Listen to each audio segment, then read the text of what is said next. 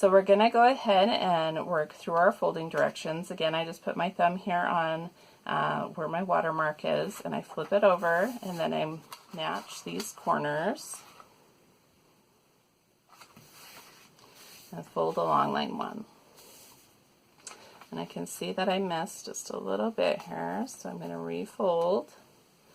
Don't be afraid to refold. Then I'm going to go ahead and match the small points. Fold along line 2. And then I'm going to go ahead and put pattern side down. Put my fingernail here, make a little crease, and then fold up until I'm folding along line 3. Just trying to keep that nice point in there. And then I'm going to go ahead and unfold 3. As I do, I'm going to make sure I hold these 2 folds together and tug on this ear. So go ahead and fold along line 4. Then I'm going to refold 3, and as I refold 3, I'm going to make sure that I recrease. I can see that I'm having a little bit of trouble right here at the point, so I'm just going to work that a little bit with my finger before I do the main crease. Go ahead and do my creases. So there we go. Now this one is a 2-in-1. You can see there's hearts at the top here that we're going to be cutting out and checking before we do the rest. The outer part is going to be kind of like a frame, so you could put it around a picture or around a nice Valentine greeting. Let's go ahead and cut out these hearts.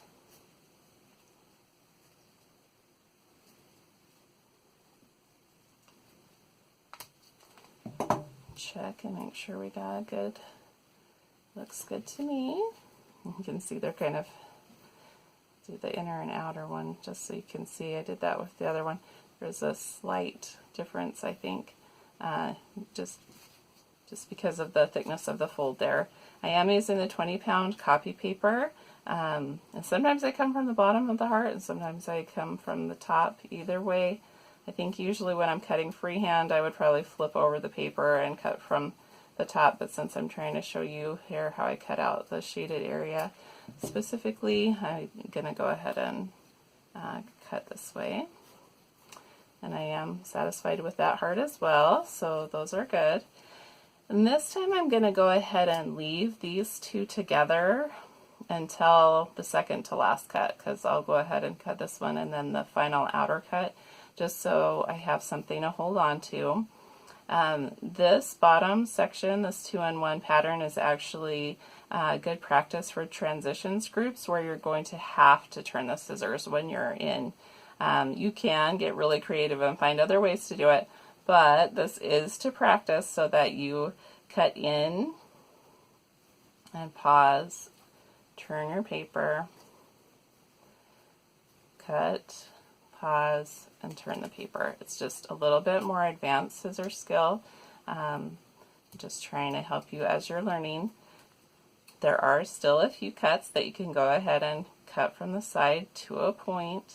You can also cut these by pausing and turning the paper, and remember that that's what you need to start practicing to do.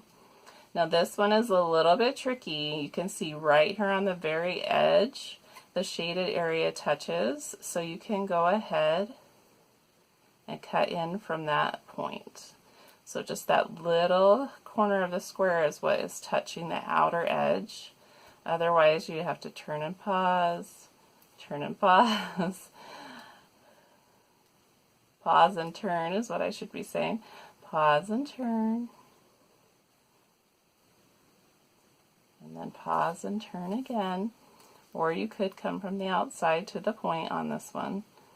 But this is just practice. This is just something I want you to try to do and keep practicing with.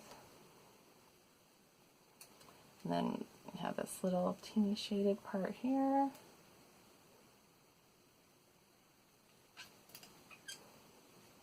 Oops. Just that little piece of paper. And then this one has it cut in just a little bit and turn. Now, if you wanted to, you could go ahead and cut straight from the outside. But again, we're trying to practice our turning skills. So you can see, I'm going to come back out here, make just a little teeny cut. Oops. Pause to turn the paper. Holding it a little bit awkwardly just because I'm hoping that you will be able to see.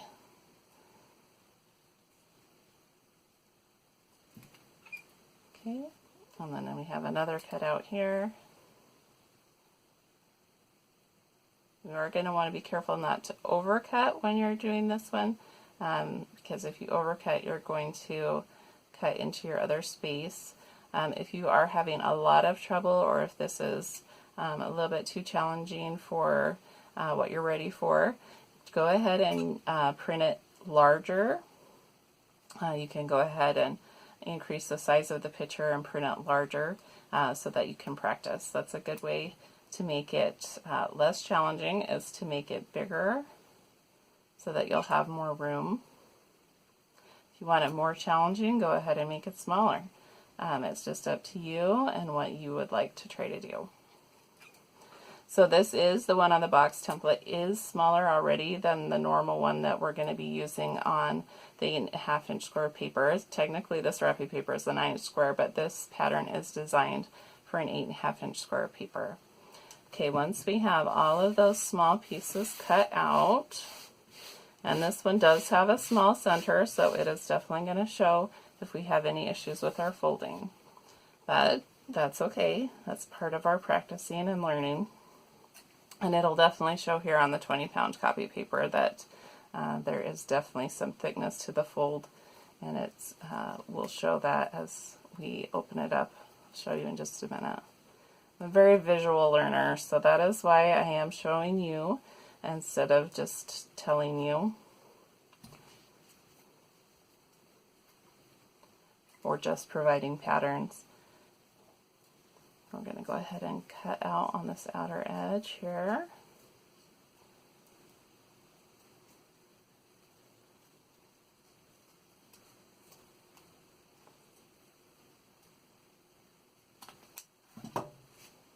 And then we'll go ahead and open it up.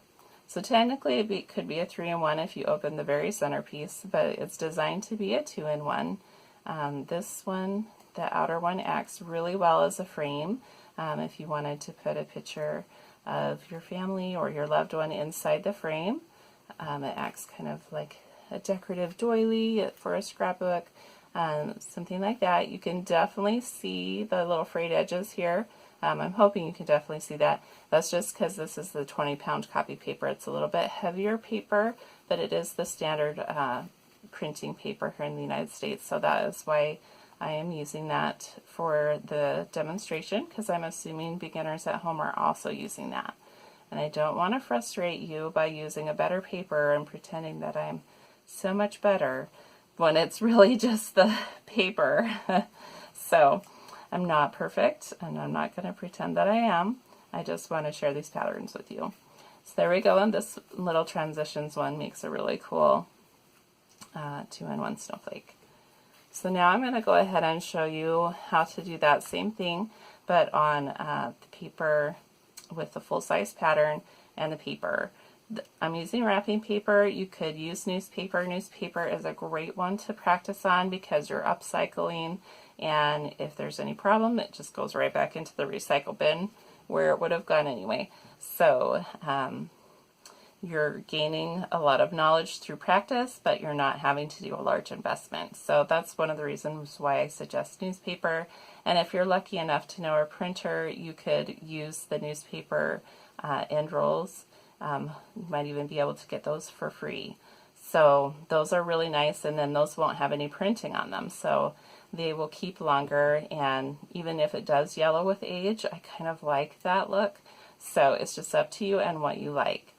Again, I'm going to go ahead and just cut out these heart shapes first so I can look at them and make sure that they look nice.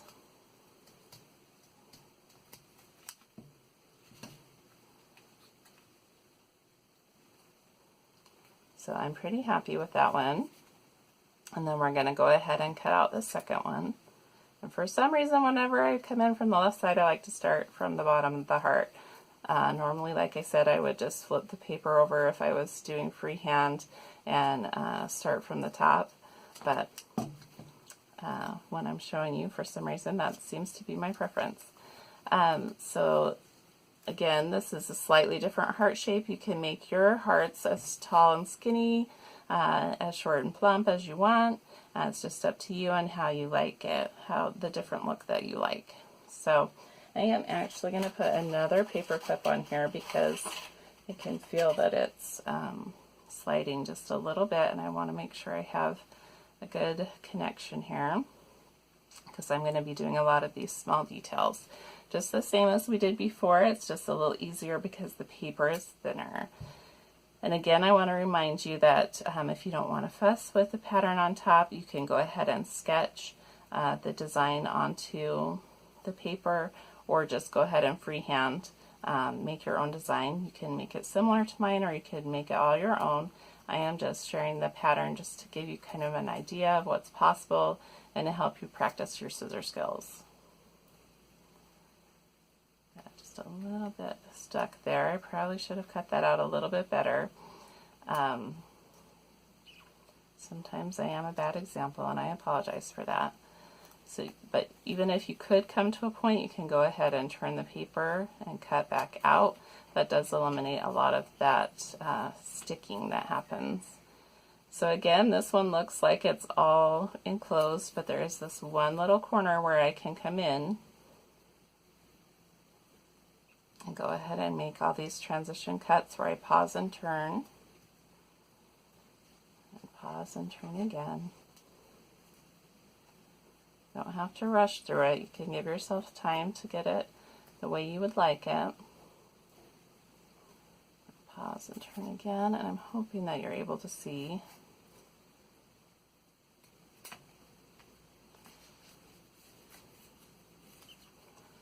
And then we're going to go ahead, I'm just going to shift it a little bit to make sure it's still on the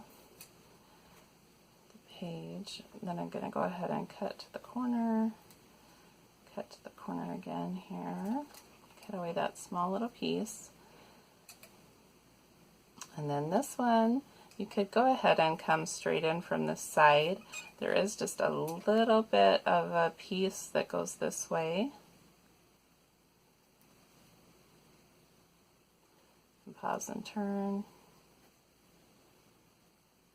Again, these are just to work on your cutting skills.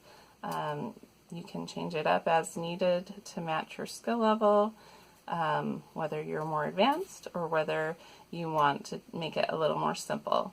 Either way, you're welcome to change it so that it fits what you would like to do.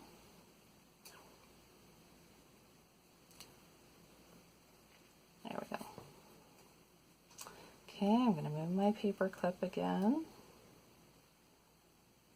Now this one would definitely be hard to do if you were trying to staple for stability, just because there's really not a lot of room on this pattern for staples to go. I just prefer paper clips, like I've said before, but either way works. You do what works best for you.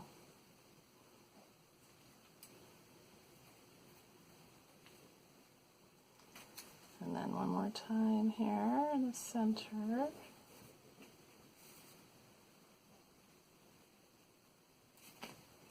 Okay, and then I'm going to go ahead. My next one that I'm going to do is right here, cutting the 2 and 1s apart. Not sure how well that line is showing up on the camera, but I'm hoping that you can see the difference. This bottom section to me kind of looks like an ice cream cone. I don't know if that's just because I really like ice cream, but that's what it looks like to me. It's a waffle cone with ice cream on top. That wasn't necessarily intentional. Just kind of interesting how that turned out. And then we're going to go ahead, finish cutting off the top.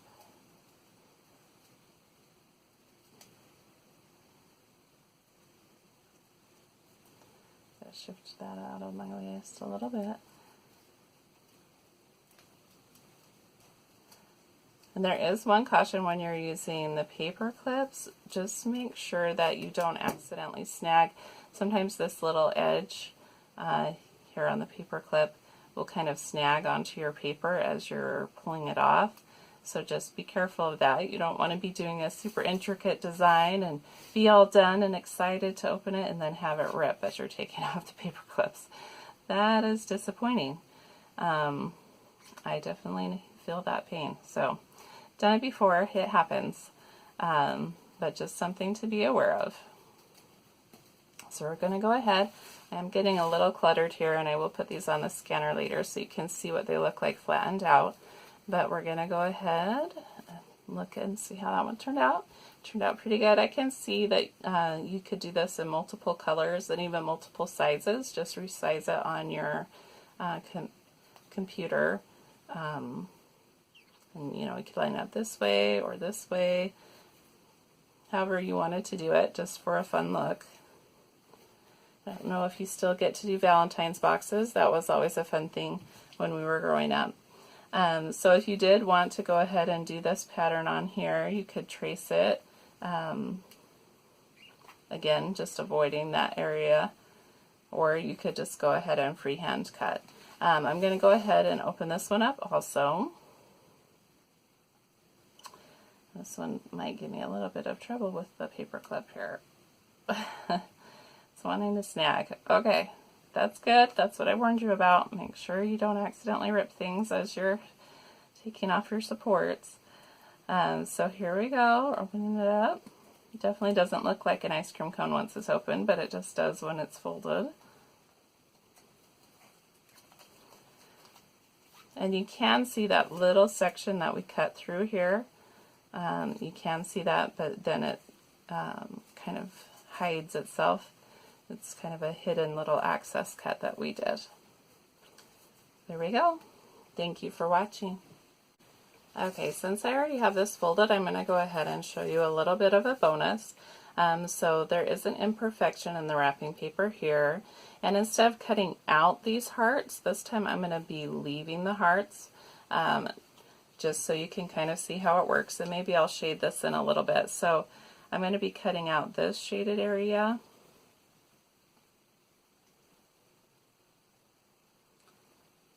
and this shaded area down here, leaving the hearts there rather than cutting them away, just for something different.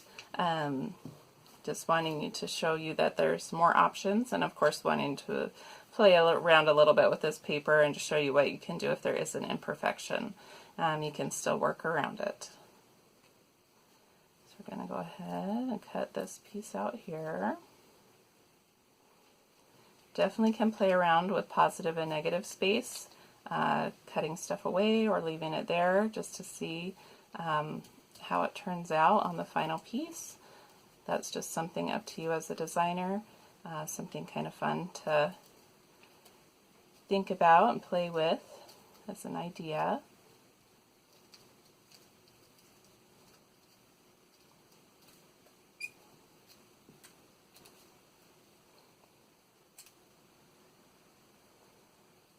So my 2-in-1 will end up with this little bit of shading on it. If you do want to plan things, sometimes it's better if you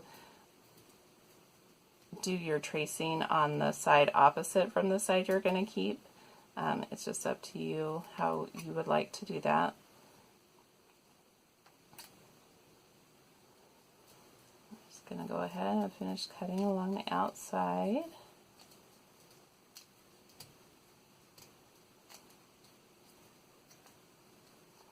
This is a little less forgiving just because those hearts do still need to touch, but after I open it up I could look and see if there are improvements I want to make. I could erase a little bit of the sketching line if I wanted to too. Just depends how it turns out. So let me unfold it and look, and I actually am quite happy with how the hearts turned out, so we're going to go ahead and keep it. And I'm just going to go ahead and unfold this one for you.